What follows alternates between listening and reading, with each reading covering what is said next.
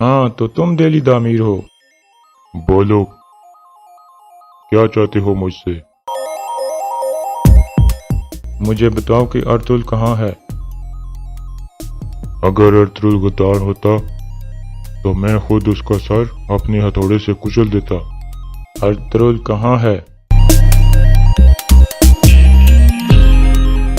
अस्सलाम वालेकुम नाजरीन।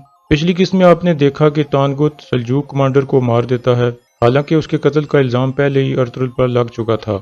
दूसरी तरफ कबीले में ट्वितेकन ने अर्तुल को तलाश करने के लिए अपने सिपाहियों को हुक्म दे दिया था। इस किस्त के आगाज में हकीम अर्तुक अकेले में कुरकुत सरदार से मुलाकात करता है और कहता है कि दुर्गा कबीले में आपका असर और रसूख दिन ब दिन कम होता जा रहा है। आयतुलन और ट्वितेकन आपके हर काम में मुदाखलत करते हैं, इसलिए अगर ऐसा ही जारी रहा तो आपके फैसलों में कोई असर नहीं रहेगा। इसलिए कबीले का कानून सिर्फ आपको अपने हाथ में रखना चाहिए।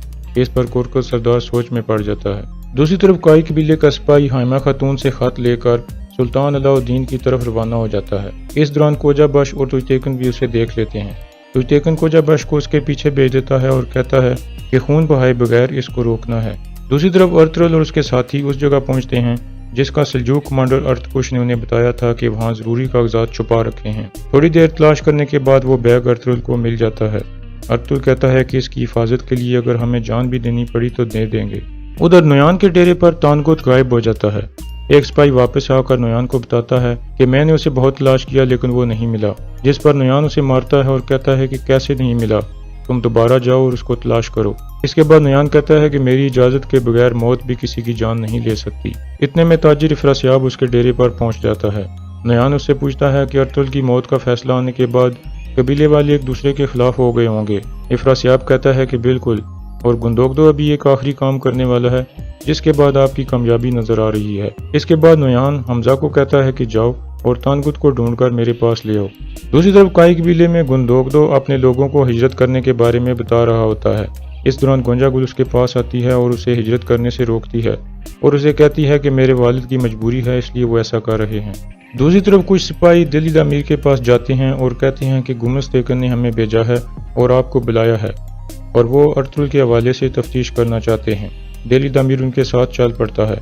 इस दौरान हलीमा भी ये सब कुछ देख रही होती है और फौरन वहां से चली जाती है। वो सिपाही दिल्ली दामीर को लेकर पिंजरे में कैद कर देते हैं। इतने में गुमस्तेकन आता है और पूछता है कि मुझे अर्तुल और उसके साथियों का पता बताओ कि वो कहाँ हैं, जिस पर दिल्ली दामीर कहता है कि अगर अर्तुल गद्दार होता तो मैं खुद उसका सर कलम कर देता। गुमस्तेकन के इसरार के बावजूद भी दिल्ली दामीर उसको अर्तुल के बारे में कुछ भी नहीं बताता। दूसरी तरफ दुर्गा कबीले के कुछ सिपाही हलीमा सुल्तान का रास्ता रोक लेते हैं और कहते हैं कि गुमस्तेकन ने आपको बुलाया है, जिस पर हलीमा सुल्तान उनके साथ चल पड़ती है। इस दौरान काई कबीले का एक सिपाही ये सब देख लेता है और फौरन हाइमा खातून की तरफ दौड़ता है। हाइमा खातून को आयतुलन बहाने से अपने साथ ले गई थी, जहां एक कबीले की लड़की की शादी हो रही थी। इतने में वो सिपाही वहां पहुंचता है और हाइमा खातून को बताता है कि दुर्गा के सिपाही दिल्ली दामीर और हलीमा को पकड़कर ले गए हैं, जिस पर हाइमा खातून उसे कहती हैं कि फौरन हमारे सिपाहियों को बुलाओ। दुर्गा के सिपाही हलीमा को लेकर पिंजरे वाले खेमे के बाहर पहुंचते हैं तो इतने में हाइमा खातून भी अपने सिपाहियों के साथ वहां आ जाती हैं और उन्हें रुकने को कहती हैं और कहती हैं कि हलीमा सुल्तान को जाने दो, जिस पर एक सिपाही कहता है कि ये गुमस्तेकन का हुक्म है। ये सुनकर हाइमा खातून फौरन अपनी तलवार निकालती हैं और सिपाही की गर्दन पर रख देती हैं और उसे कहती हैं कि हलीमा सुल्तान को जाने दो वरना मैं तुम्हारा खून बहा दूंगी। इतने में गुमस्तेकन भी अंदर से निकल आता है और हाइमा खातून को कहता है कि आप रियासत के खिलाफ बगावत कर रही हैं, जिस पर वो कहती हैं कि जालिमों के खिलाफ बगावत करना हमारे खून में शामिल है। फिर वो अपनी तलवार गुमस्तेकन की तरफ करती हैं। इतने में कुरकुत सरदार भी वहां पहुंच जाता है और सबको अपनी तलवारें नीचे करने को कहता है। फिर हाइमा खातून उसे सारी सूरत हाल के बारे में बताती हैं, जिस पर कुरकुत सरदार सख्त गुस्से में आ जाता है और अपने सिपाहियों को फौरन वहां से जाने को कहता है। फिर गुमस्तेकन को कहता है कि मेरी इजाजत के बगैर तुम कैसे किसी को सजा दे सकते हो। गुमस्तेकन कहता है कि हलीमा सुल्तान छुपकर अर्तुल से मिलती है, जिस पर कुरकुत सरदार कहता है कि अगर ऐसा है तो फिर भी तुम मेरी इजाजत के बगैर इस कबीले में कुछ भी नहीं कर सकते।